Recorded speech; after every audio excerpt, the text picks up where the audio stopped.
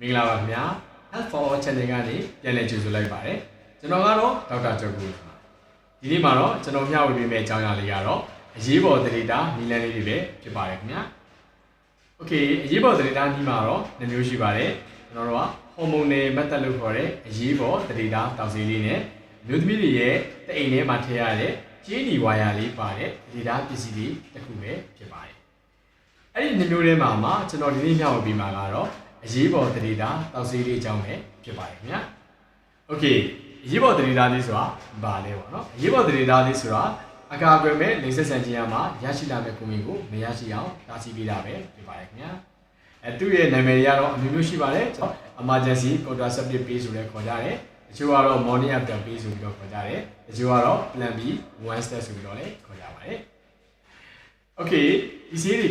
ကဘယ်အချိန်မှာတောက်အောင်လဲဆိုတော့အကာအကွယ်မဲ့လိမ့်ဆက်ဆန်ပြီးတော့3ရက်ကနေ9ရက်အတွင်းမှာတောက်ရပါတယ်ကျွန်တော်တို့မြန်မာနိုင်ငံမှာတော့အများစုကတော့အကာအကွယ်မဲ့လိမ့်ဆက်ဆန်ပြီးတော့3ရက်အတွင်းမှာတောက်ရတဲ့ဆေးတွေပို့ပြီးတော့များပါတယ်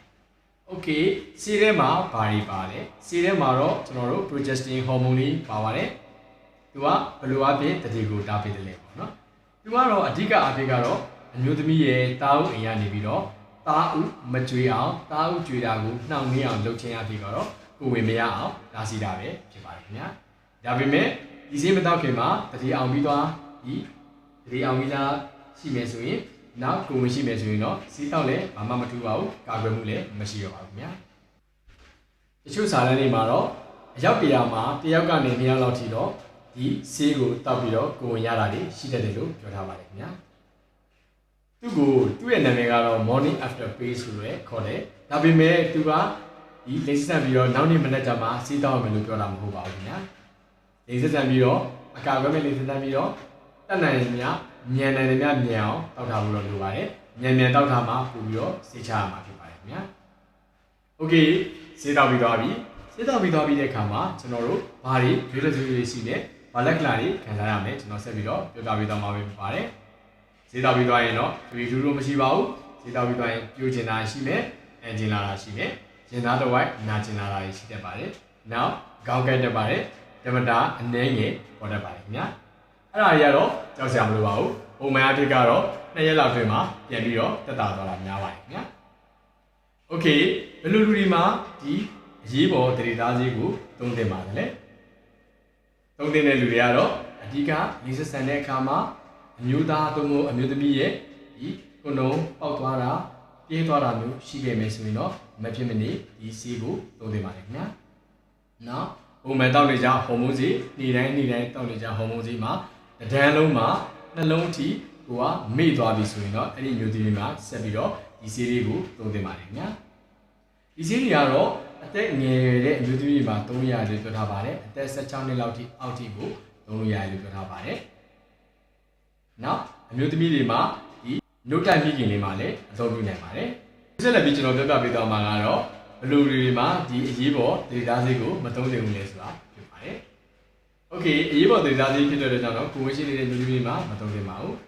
ပြီးတဲ့အခါမှာပုံမှန်ဒေတာဆေးအဖြစ်မှားယူပြီးတော့လည်းမသုံးသင့်ပါဘူးကျွန်တော်တို့စီကန်းတွေမှာရှိတဲ့တချို့မျိုးသမီးတွေကပုံမှန်ဒေတာဆေးမတောက်ဘူးမတောက်ဘဲနဲ့သူကဒီအမျိုးသားနဲ့အတူနေဒီစစ်တပ်ပြီးဆိုမှဒီဆေးတွေကိုတောက်တဲ့မျိုးသမီးတွေရှိပါတယ်ဒါကြောင့်သူ့ကိုပုံမှန်ဒေတာဆေးဖြစ်မှားယူပြီးတော့မသုံးသင့်ပါဘူးခင်ဗျာပြီးတော့ဒီဆေးထဲမှာပါတဲ့ဒီကောင်းပစ္စည်းတွေနဲ့တတ်မတည့်ဘူးဆိုရင်လည်းအဲ့ဒီမျိုးသမီးမှာတော့ဆေးကိုမသုံးသင့်ပါဘူးခင်ဗျာနောက်ပြင်းထန်ပန်းနိုင်ချက်ယောဂခံစားနေရတဲ့အမျိုးသမီးမှာဒီဆေးကိုမသုံးသင့်ပါဘူးခင်ဗျာပြီးတော့တခြားဆေးတွေမြန်မာဆေးတွေနဲ့အတူတူတွဲပြီးတော့မသုံးသင့်ပါဘူးနောက်ပုံမှန်ဆွဲတောက်နေရတဲ့ဆေးတွေဖြစ်တဲ့ HIV ယောဂ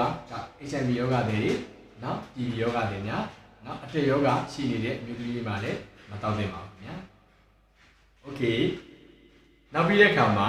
အခုကျွန်တော်ပြောပြပေးမယ့်လက္ခဏာတွေရှိမယ်ဆိုရင်တော့ဆရာဝန်နဲ့တွားရောက်ဆွေးနွေးဖို့လိုပါတယ်ဟုတ်ပြီဒီဆေးတွေတောက်ပြီးတဲ့အခါမှာဒီအရေးပေါ်တရေသားဆေးကိုသုံးပြီးတဲ့အခါမှာကိုဝင်ရှိသွားမယ်ဆိုရင်တော့ဆရာဝန်နဲ့တွားရောက်ဆွေးနွေးဖို့လိုပါတယ်နောက်ဓမ္မတာသေးပေါ်တဲ့အချိန်မှာအနံ့နေအယောင်နေပြောင်းနေတာမျိုးပုံမှန်မဟုတ်တာမျိုးရှိမယ်ဆိုရင်ဆရာဝန်နဲ့တွားရောက်ဆွေးနွေးဖို့လိုပါတယ်နောက်အကြောင်းရင်းမရှိပဲဖြားတာနောက်ချမ်းတုံတာမျိုးရှိရမယ်ဆိုရင်ဆရာဝန်နဲ့တွားရောက်ဆွေးနွေးဖို့လိုပါတယ်ခင်ဗျာအခုကတော့ bite တွေ CZ တွေနောက်တင်မစုံတွေနာလာတာမျိုး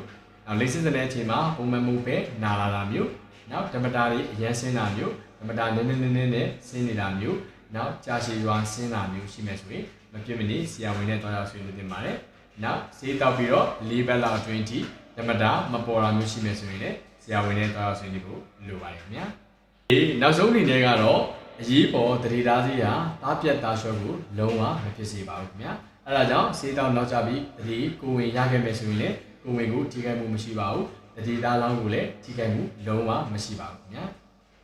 အပြီးတဲ့အခါမှာရေးပေါ်တတိသားစီးကိုတစ်လအတွင်းမှာဘယ်နှကြိမ်တောက်လို့ရလဲเนาะအဲ့ဒါတွေကတော့ကျွန်တော်တို့ဒီတိကျဆက်သက်ထားတာမရှိတဲ့အတွက်ကြောင့်တော့လေ့လာထားတာမရှိတဲ့အတွက်ကြောင့်တော့တစ်လအတွင်းမှာဘယ်နှကြိမ်တောက်ရမယ်ဆိုတာသတ်မှတ်ထားတာတော့မရှိပါဘူးဒါပေမဲ့အရေးပေါ်တတိသားစီးဖြစ်တဲ့အတွက်ကြောင့်တော့အရေးပေါ်ပါပဲတောက်ဖို့လိုပါတယ်ခင်ဗျာကျွန်တော်ရဲ့ဗီဒီယိုလေးကိုအဆုံးထိကြည့်ပြီးတဲ့အတွက်ကြောင့်ကျေးဇူးများတင်ပါတယ်ခင်ဗျာနောက်ဗီဒီယိုတွေမှာလည်းကျွန်တော်ကျမ်းမာရေးနဲ့ပတ်သက်တဲ့ဗီဒီယိုတွေစီးနဲ့ပတ်သက်တဲ့ဗီဒီယိုတွေကိုဆက်လက်မျှဝေမှာဖြစ်တဲ့အတွက်ကြောင့်တော့ကျွန်တော်ရဲ့ channel လေးကိုတော့ like and subscribe လုပ်ထားဖို့မမေ့ပါနဲ့ခင်ဗျာ